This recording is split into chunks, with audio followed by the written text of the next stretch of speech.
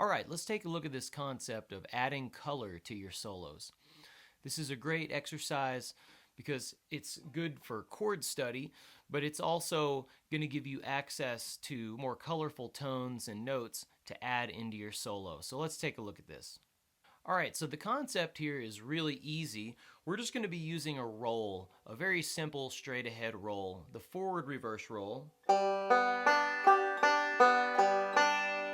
And what we're going to be doing is playing a G for the first half of the roll. And then for the second half of the roll, we're going to be superimposing or adding notes of the F chord we're going to be stacking those on your G.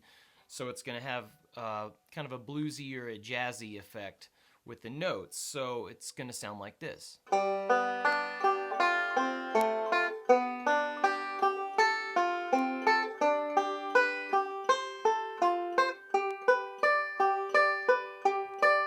That's just a little fragment of the exercise.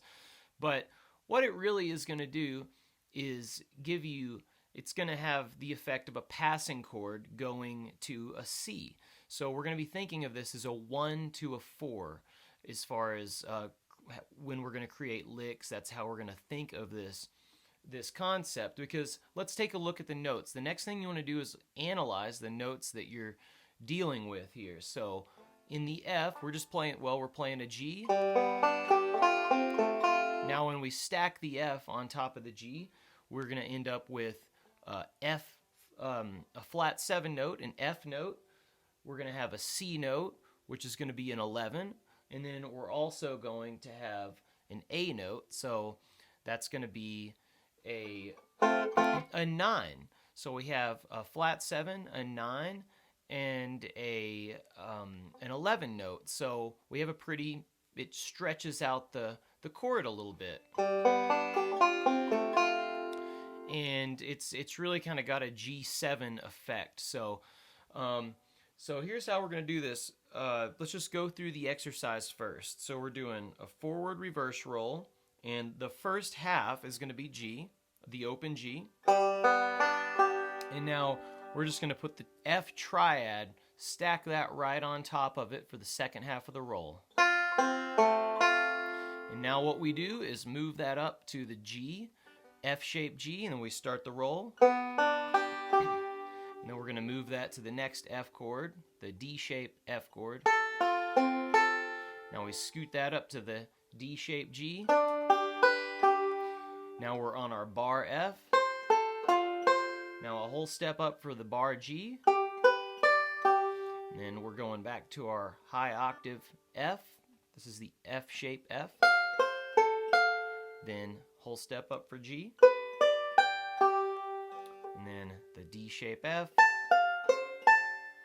And then a whole step up. That's our D-shaped G, the highest octave. And then we're just going to go right back down.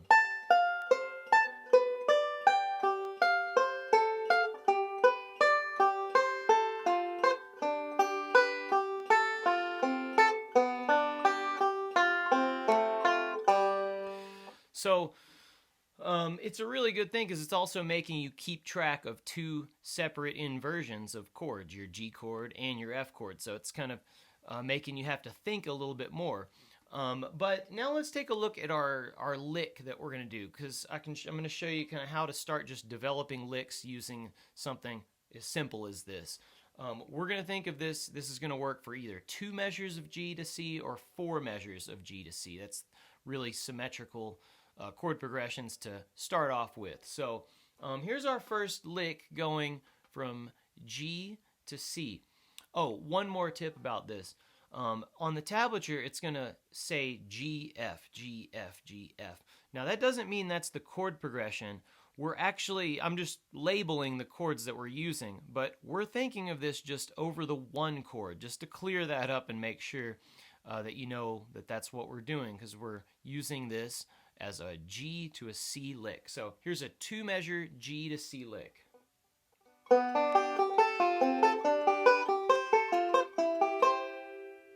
And that's exactly how it is on the tablature.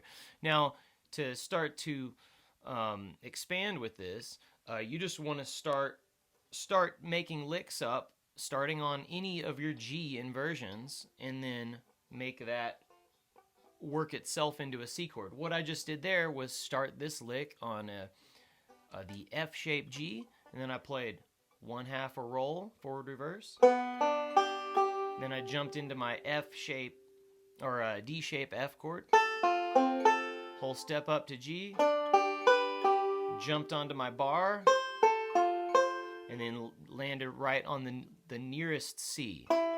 And that's basically the concept, is you play this lick to wherever it makes you end up, and then you jump on the nearest C to where you are on the neck. So that just kind of makes the most harmonic sense. So like I could start this lick, make a descending lick starting on the bar going to a C. So let's just do this real quick to show you.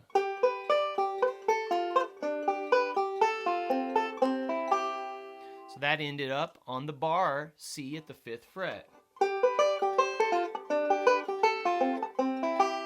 Okay, really easy to use.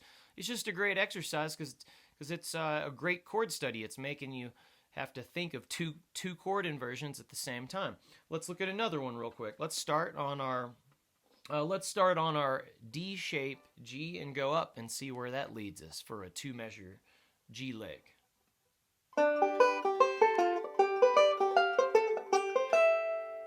Okay, there I started there on my D shape G, went to my bar F at the 10th fret, went up to my bar G at the 12th fret, jumped into my F shape F chord, and then landed on my D shape C with pinky on the 14th fret. Oops.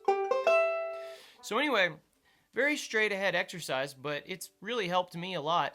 And the idea is you want to try this with different chords. I'm going to be doing a few more lessons with this using different flat chords. And each of those flat chords gives you a different feel. Like if you use an A flat, which we will, and a B flat, which we'll use that. The B flat gives you kind of a bluesier sound. So anyway, work on this and just experiment with it, creating licks, and we're going to be doing this with some more chords. So anyway, we'll see you in the next lesson, so have fun.